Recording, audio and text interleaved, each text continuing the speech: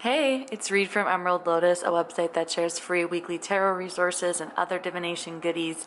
You guys already know. Welcome back to the channel. Today we're going over my favorite items of 2021, and I'm very excited to be doing this. Every single thing I talk about in this video, I'm going to have linked below in some form, even if it's out of stock or whatever. I'll at least link you to the page where you can access it or look at it or learn more about it. In this video, we're going to be talking about my favorite tarot decks, oracle decks, divination items, herbs, crystals, some of my favorite shops as well to buy stuff from that's related to like witchy stuff. And yeah, we're just going to go through it. So let's just jump right in. I don't know how long this is going to be, but I'm really excited. So let's get started. Okay, so let's start with tarot. So first up has to be one of my favorite decks of the year, which was probably my favorite deck last year or whenever I got this deck, and it's the Starseeker Tarot by the Van Mystic. You guys already know how much I love this deck. This is the back of the cards. It's got this beautiful matte finish. It's like one of the best decks that I own. It feels the most high quality, I think, in basically all the decks that I own. And so if this deck has been something that you've been considering or it's kind of standing out to you, I highly, highly recommend getting your hands on a copy. I know that Nikki is moving right now if you're watching this in December, and I'm not sure when her shop will open again, but I'm sure it will in the new year. Such an incredible deck by Nikki, and like I say, it's just like one of the best quality decks that I own, and it's really hard to believe that she actually published this deck herself and like got it printed herself, did it all herself. That's why I'm so hard on a lot of these mass published decks, because like if it's not as good as the Starseeker deck, I'm gonna give you shit, because if she can do this deck this well, so can you if you really care. Like there's just so much care and attention that went to this, and it resonates throughout the deck over and over and over again, and I'm still not sick of this deck, which is incredible. I get sick of things very frequently. With that said, when I was creating this list, I was actually thinking of what I would have included in the list last year had I made one, and I think that almost every single thing in this video would be different if I filmed it last year, from crystals to herbs to decks. Like it's crazy to think about what I loved last year and how those things aren't even on my list this year. It just goes to show that, like, especially with your magical practice, don't be afraid to put things down and try new things, because we need different things at different times, right? Like, it's the same thing with everything in life, but I feel like sometimes with our magical practice, it can be like, oh, but I bought this thing or I learned this thing. And it can be kind of hard to put things down, especially when they've been there for you and you have a real emotional connection or spiritual connection with something. Like for me, I have that with lavender, for instance. It was like my favorite herb for like years, and now I don't even own any lavender, which is crazy. Not to say I don't like it, but it's just like before I would have never lived without it. But now I don't need it as much. I'm into something else, you know? So anyway. Me always giving you like the most basic lessons. So my second deck on my list, the rest of the things I think in this entire video are not actually going to be in order of favorites. I tried to list like 4 or less things per category so we wouldn't be here for too long. But this one is definitely one of my favorite tarot decks. It's the Morgan Greer Tarot. It's kind of problematic in the sense that the deck itself is not very diverse, which I don't love that about the deck. But I mean, I can't help what I love. I'm so sorry if that's something that bothers you. This deck might not be for you. But for me, this deck has been one of the most accurate tarot decks that I've worked with in a really, really long time. I love the colors in it. The messages are always so spot on to the point where I can't help but laugh, and something about these colors really speaks to me. If you have another deck that is like more inclusive and it's similar to the Morgan Greer in its style, or you just think that I would like it, let me know, because I am actually looking for some new decks, because I haven't seen any lately that really catch my eye, besides the Major Barcana, which is coming out in the new year. I think I'm really excited for that one. I backed that one on Kickstarter. But yeah, love the Morgan Greer. I love the back of the cards. I feel like it's just like very much my vibe, and I don't even know why. Like, does this match my aesthetic? Is Morgan Greer what my aesthetic is? I don't think I like that, but I think it honestly might be. Like, it kind of has the jewel tones, and I don't know, it's very bright. It's just, I love it. Great readings with it. And third deck on this list might be a surprise. Might be a surprise to some, others maybe not, I don't know. The Halloween Tarot is definitely one of my favorite decks of the year. I am so sad that Halloween is over and I feel like I can't use this deck because it's like my favorite deck. It's so good. I don't know why, but I'm just so obsessed with this deck. But it was gifted to me from my mother-in-law, and I was like, okay, something about this deck just really speaks to me. Like, I love the cartoon. It's so different than all my other decks, but I still feel like it has amazing readings. I find sometimes with these kind of kitschy decks, it's like the symbolism is lacking and the readings aren't good, but this one really was amazing. And it's very true to Rider-Waite-Smith decks as well. So it's very easy to read if you know how to read Rider-Waite. So it's just so fun. And I feel like I can't use it because now it's winter. So I'm really sad, but I'm just going to save it. And like, honestly, as soon as the Halloween stuff comes out next August, I will be pulling this out and using it. And now on to Oracle decks. So the Secret Garden Oracle has to be one of my favorites. If you've been following along on my channel, you know that I love this deck. It just gives really good readings. I find like every time I use it, even though it's so simple, I just find the words, they really stand out to me, and I always feel like they really resonate, and I've been loving this deck. It's also really inexpensive. I think it's like $12 or something, and it's a great addition to a lot of readings. It pairs really well with other decks, and I love it. And another one that I actually never anticipated would be on my list, because I kind of gave it a bit of a harsh review, but it is the Wild Goddess Oracle. I've been loving this deck. The cardstock I don't love, I have to say that again, but the cards themselves, I really like this one. I find myself using it way more than I thought that I would, which is always a great sign. I've done an unboxing of this deck, so I won't go too much into it, but like I say, the cardstock really sucks. I don't like that about it at all, but I feel like I use it so much more than I thought I would. And shockingly, I actually don't have a lot of Oracle deck favorites this year, even though Oracle decks are usually like what I lean to. I feel like this past year I've been using Tarot a lot more than Oracle. And for a Lenormand deck, I have to say this little fairy tale Lenormand. Cassie gifted this one to me and I'm obsessed with it. I don't really read Lenormand. I kind of go through phases where I do and then I don't, but this one is so cute. If you do read Lenormand, it's just like, it's just so pretty. I love the artwork in it and I love how simple it is. It's just like very cottagecore, very witchy, very green witch. I really love it. It's so cute. Like this deck in itself just makes me want to learn Lenormand and read Lenormand more, because like I say, I don't really read it that much, but if I do, it's always with this deck right now. With that said, if you guys know any decks that are like this for Oracle or Tarot decks that are like very fairy tale, I don't know, let me know, because I just love it. I love the fairy tale vibe. So shout out to Cassie for gifting me that one because I love it so much. Now let's get into some good divination goodies that are my faves. So I don't really want to say anything that I've created in this video because I feel like it just feels kind of like I'm trying to sell you something. But when I was actually thinking about all of the divination tools that I used this past year, charms were obviously one of them. But this full moon casting cloth that I created is 100% one of the divination items that I actually use the most. And I just love this cloth and I always use it whenever it's a full moon, whether I post about it online or not. I do it in my own practice. It's one of my only charm casting cloths that I find myself using repeatedly. All of the other ones, because I have access to all the cloths I've created, and I've now created a lot, so I always like mix it up. I use like the evil eye one, and then I'll use the circle one, and then I'll use the grid one. Like I always change it up all the time just because I have so many. But the full moon one is the one that I definitely use the most. I use it every single time it's a full moon, and it actually doesn't even sell that well on my Etsy shop. I'm like kind of surprised because it's genuinely my favorite. It sells, but it's not like one of my best-selling cloths. And so another divination tool that I've been loving that isn't actually charm related is these little astrological dice. So this one has all of the planets on it. This one has all of the symbols on it. And this one has numbers that represent the astrological houses on it. So I actually don't use these to read with, but I use them to practice. I just realized there's like dirt on my hand because I was watering my plants earlier. Okay, sorry, it was either pen or dirt, I'm not sure. But so I use these for, what was I saying? Oh, I use these to practice astrology. Really, that's what I'm using them for, because I'm trying to get more into understanding the houses and the planets and that, sorry, I just grabbed this one. I mean the houses and the planets. So I find it really helpful to help me practice. I take them and I just like see what comes up, and I just try to practice understanding all of the different symbols and the houses, and I just kind of test myself on it, and they're just like so pretty to have around. I really like these. With that said, I also have a new cloth coming out that focuses on the astrology houses and the signs for charm casting, so I'm very excited for that. I'm finishing printing it right now, and I should have it like ready to list in my shop on Etsy really soon. Maybe by the time this video comes out, it'll be up. If it is, I'll have a link to it. If not, I'll show you guys whenever I get it.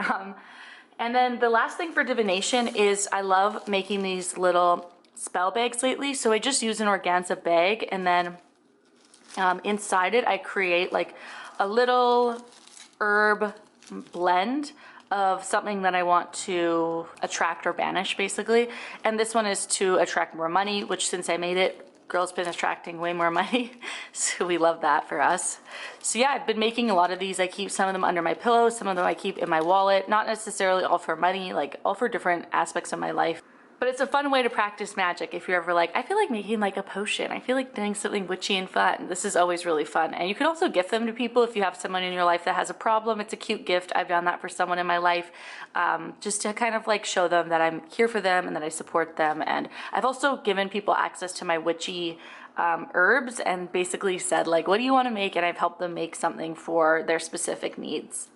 So that's pretty fun. Literally one thing that would be so fun, I just thought of this, is like if I had friends that lived here that actually had my interests, I would totally do this. You could have like a girls' night or just like a night where you all make like little witchy potions and stuff based on like herbs. That would be so fun. Like, guys, for those of you who are watching my video, I feel like we would get along, and that would be a fun night that we could have, just like hanging out, having a little drink, some mocktails or cocktails, and just making some like witchy bags for manifesting or banishing. That would be so fun.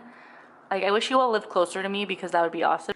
Now on to some of my favorite herbs of the past year. I narrowed it down to 4, although that was really hard. This was probably the hardest one for me to narrow down. Top herbs, definitely. This one, like, oh my god, these jars are the actual worst. Like, the lid never wants to stay in. It always just pops out, but definitely, you can't even see them, but definitely cloves are one that I've been using a lot, specifically for warding off negativity, banishing, and protecting. I feel like I've been needing that a lot this year because I've been a little bit of a mess.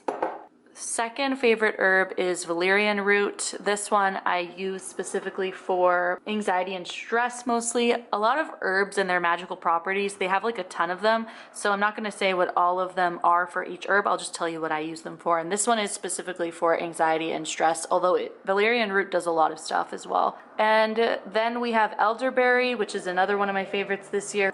It has a strong correspondence to the planet Venus, which I'm obsessed with. I love working with any Venus energy. It's also really good for throat chakra work, which is something I've been doing a lot. It's good for emotional balance and also just for like healing and banishing as well and keeping things nice and clear. And then the last one that I chose for my favorite, again, this one was really hard. Honorable mention to, of course, rose and hibiscus. Both of them I love, but I chose orange peel as my last one. This is like almost empty. You can make orange peels, dried orange peels yourself, or you can get them from like an apothecary or something. But it's good for energy boosting, uplifting, removing depression if that's something you deal with. And specifically, this reminds me of like the positive aspects of the sun tarot card. It's very much like solar sun, like it gives me that same sun tarot card energy, which is something I've been wanting and needing. And ironically, after I've been using this for quite some time, I've now been pulling the sun tarot card for like 2 weeks straight. So it's really cool to see when this type of thing happens and you see these synchronicities. It's like, wow, maybe these silly little orange peels are doing something, you know what I mean? Now for crystals. So one of my top crystals of the year is celestite. I don't know how to put the intonation, but it's this bad boy here. She sits on my desk. She is so beautiful. This cluster is amazing. Look at her just shine for you. So this is really good for like divine energy, high vibrational energy. It also helps with inner peace and meditation, and is another one that's good for the throat chakra. So you can tell I've been doing a lot of throat chakra work because a lot of the stuff that I've been loving relates to throat chakra, and it's been helping me a lot. Next favorite crystal of the year is pyrite. I've owned this particular piece of pyrite for years and years and years at this point, and it's never really been one of my actual favorites, but this year 100%. I keep it next to me on my desk.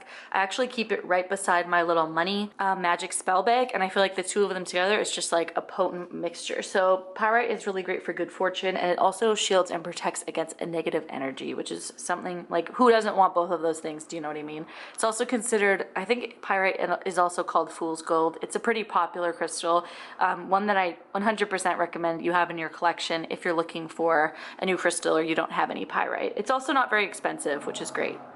And then third on my list of favorite crystals is black obsidian, which I actually used to hate black obsidian because I just wasn't ready to work with it, I guess, but now it is definitely one of my favorites. This huge slab is amazing. It's so beautiful. This is really good for just shielding against negativity. It also cleanses and protects, and I've heard it called the psychic vacuum cleaner, which I'm just obsessed with that. So if you can picture something psychically like sucking out negativity from your aura and your energy, that's what this does. And when it does that, it can actually end up like cracking or breaking because it's just like sucking in so much negative energy.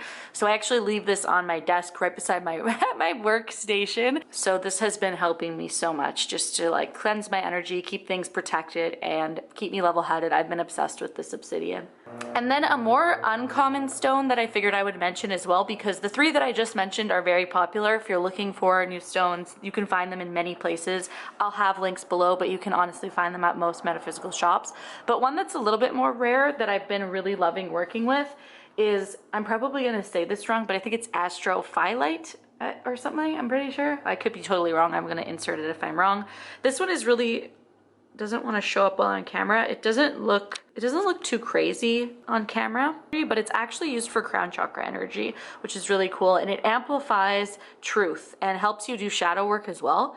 So another kind of like truth serum type crystal, which you guys know, as I said, I've been loving like throat chakra energy. So even though this is crown, it's also like related to throat and healing and opening up yourself to accepting things about yourself and doing shadow work as well. So I love this one. It's also great for spiritual development as well, which is always a great addition. So this tower is really pretty. I'll have a link to this specific one. I think there's only one left in the shop that I bought it from. So I'll try to find another shop that sells it as well.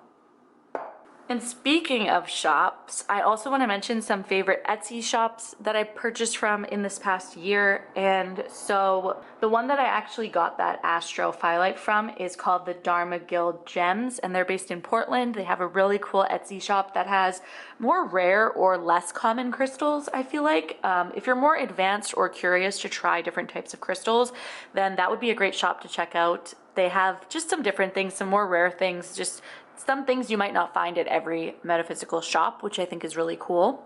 And another shop that I like on Etsy is called World Incense Store, which is based in Florida. I like to say it's kind of like the Walmart of crystals because you can kind of find any popular crystal here.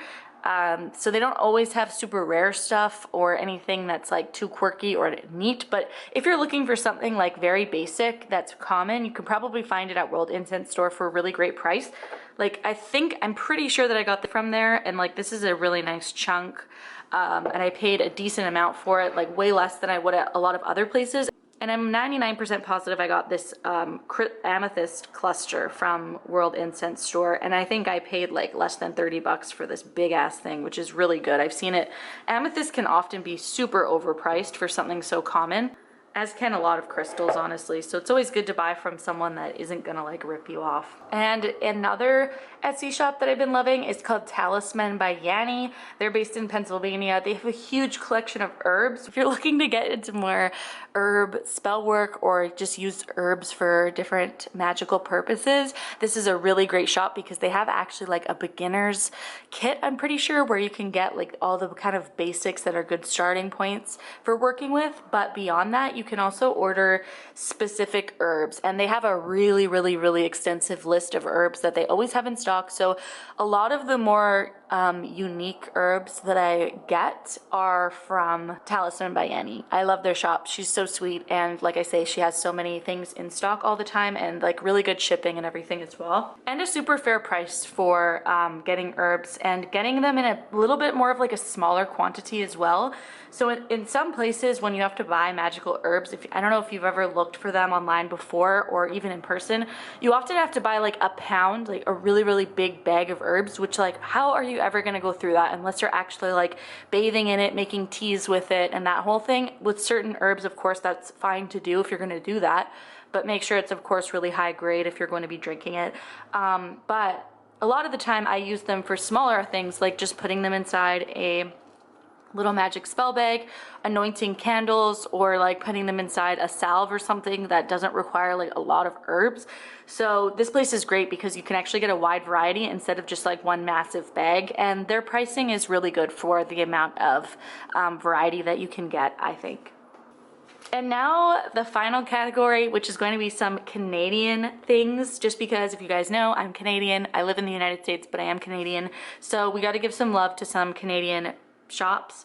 So number one is the Spirit Nectar on Etsy. They're a really big seller on Etsy. They also have an amazing Instagram account, and they have really good crystals, decent price, and they're really good for buying within Canada. If you're based in Canada, they are really a great crystal option because their shipping isn't as high as some others, and they have a really good variety. So I definitely recommend them if you're based in Canada. Even if you aren't, of course, they're a great shop to check out. She has so many beautiful crystals. And her, like I say, her Instagram is really beautiful. Next up is Kathiska on Etsy, which is a Winnipeg-based Etsy seller, and they make these really beautiful macrame hangers that have crystals on them. They're very beautiful. I own one. I've gifted them before. I just think they are so beautiful. So if you're looking for like a cute gift idea or something for your own car or your room, they're really cute, and they're a very small seller.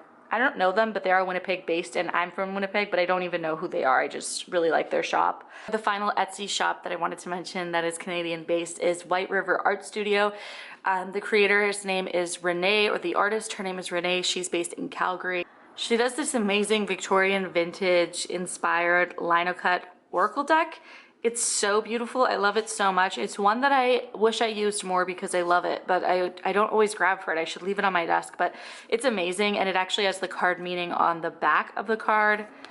It's just like the artwork is so beautiful. I love the jewel tones. The colors are amazing, and it's really cool to support a Canadian lovely lady, and she is so talented. You should follow her on Instagram as well. Renee has a lot of really cool projects that she works on that are outside of like the metaphysical space as well, which is really cool to keep up with, and just a total sweetheart with an amazing deck that I definitely recommend.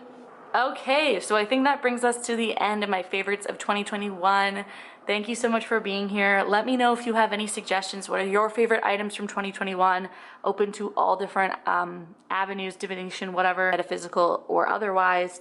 And yeah, thank you so much for being here, and I will see you in the next one. Bye.